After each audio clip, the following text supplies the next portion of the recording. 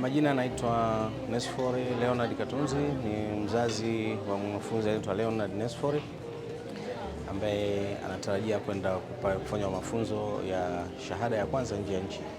Leo tumefika hapa kwenye makao makuu ya Global Education Link na tunashukuru sana kwa nafasi hii ambayo wazazi imetupa faraja kubwa.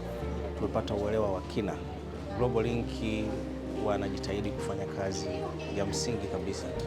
Sisi kama wazazi, hofu, wasiwasi na kila ambacho kinahitajika kwa watoto wetu kwenda nje ya nchi kimeweza kufafanuliwa na tumepata uhakika wa kwamba sasa watoto wanakwenda kwenye chuo bora duniani kwa taaluma ambazo walizochagua, lakini pili, mazingira ya chuo hayana wasiwasi wowote.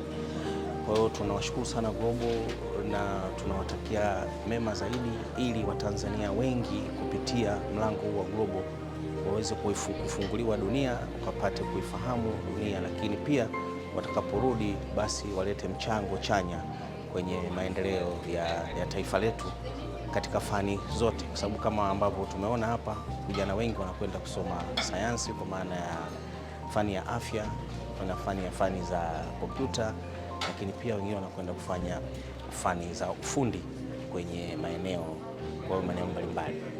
Kwa hiyo kwa mara nyingine tena tunamshukuru sana mkurugenzi wa Global na tunamtakia yote mema pamoja na wafanyakazi wake kwa kazi hii kubwa, ubunifu mkubwa na mambo mazuri ambayo anaenda kufanya.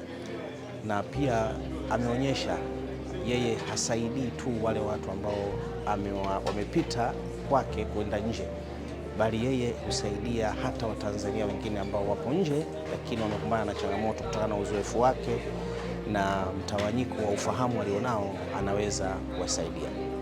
Sasa neno la mwisho ambalo tunapenda kuwaasa vijana wetu ni kwamba wanakwenda nje, muda wote tumekuwa nao nchini, tukiwa nao karibu, sasa wanakwenda kukaa mbali.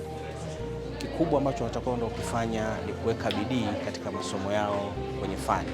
Wengi wamechagua kile wanacho wanakipenda na wengi wameonyesha wana uwezo mkubwa. Tunawaomba wamtangulize Mungu katika kila wanaolifanya, waweke jitihada kwa sababu nchi bado inawahitaji.